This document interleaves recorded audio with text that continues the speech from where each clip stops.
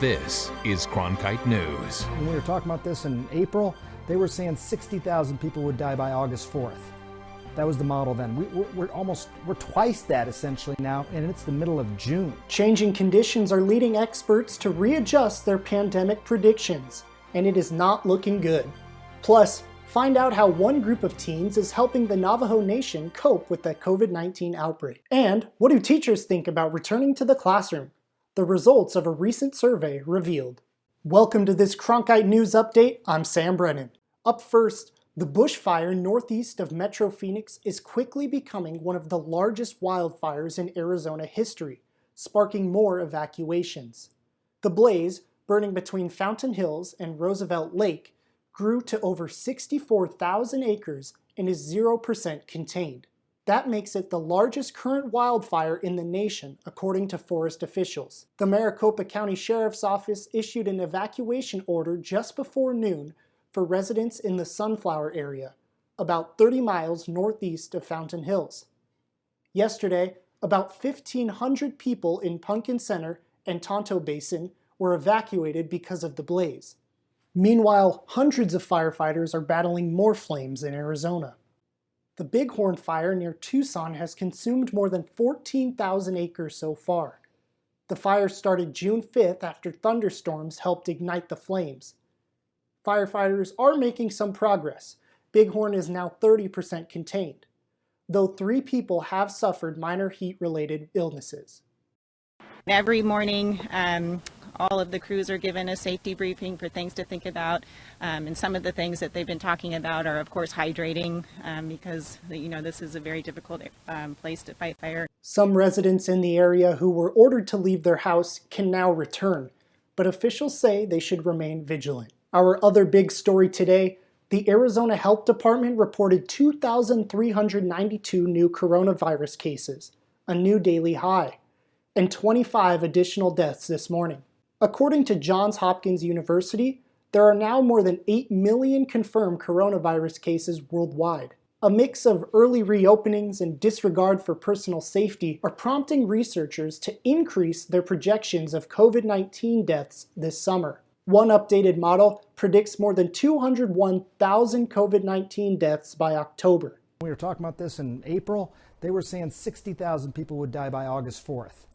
That was the model then. We're twice that essentially now, and it's the middle of June. While President Trump expressed confidence with how the country is handling the virus, experts say large indoor events like the one the president is planning to hold in Tulsa, Oklahoma before coming to Arizona pose the highest risk of spreading the virus. Masks will be handed out at Saturday's events, but people will not be forced to wear them. Those who register to attend must agree to not sue the Trump campaign and other entities if they catch the virus. Many groups have found themselves struggling in the midst of this pandemic, but few have struggled quite as badly as the Navajo Nation. Jacob Holter has more on a group of teens who have decided to lend a helping hand. Over the course of the last month, a group of teenagers raised money for supplies to help the Navajo Nation during the COVID-19 pandemic. The Navajo Nation has been disproportionately affected by the virus and has the highest case numbers per capita in the country. Well, we started off with kind of figuring out what we wanted to do with supplies and how we were going to get there. Then once we had a plan, we emailed a lot of our friends, told them what we were doing with a letter, and we started getting more and more donations, and then we started some social media accounts, and yeah, we just started raising awareness. The teens asked for staples such as canned food, water, and diapers. Masks proved to be most in demand. We got over 1,000 masks, and over 700 of them were medical grade masks, so that was like a really big deal for us too. Recently, they loaded up U-Haul trucks and drove out to the Navajo Nation to complete their first supply drop-off. So when we first got there, we went to a Navajo village, and we gave them some of our supplies, and then we got a surprise visit from the president, and he talked to us for a long time, and we got to help them pass out supplies to people who would line up their cars, and we would give them supplies, which was really cool. They had a whole line of cars going through the first area that we were handing stuff out, and they had on their cars marked with like chalk or paint or something. If it was marked with like an E for elder, then they got extra food. So it was a very strong sense of community, and that's what really was one of the things that he was stressing. Yeah. To date, the group has raised more than $16,000.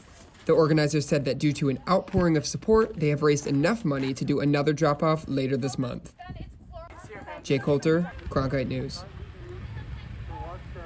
Follow along with or donate to the Navajo Nation Supply Project at Fun Navajo on Twitter and Navajo Nation Supply Project on Instagram. The start of the new school year is just around the corner, and a statewide survey found nearly 8 out of 10 Arizona teachers are planning to return amid the pandemic. The survey, conducted by Expect More Arizona, found of the nearly 11,000 teachers who responded, 79% said they plan to return, with 18% undecided. While many teachers said the coronavirus isn't keeping them away, more than half of teachers are concerned about the safety of themselves and their students. That's it for this edition of Cronkite News. For Arizona news updates throughout the day, follow us on Facebook and Twitter, and find us online at azpbs.org.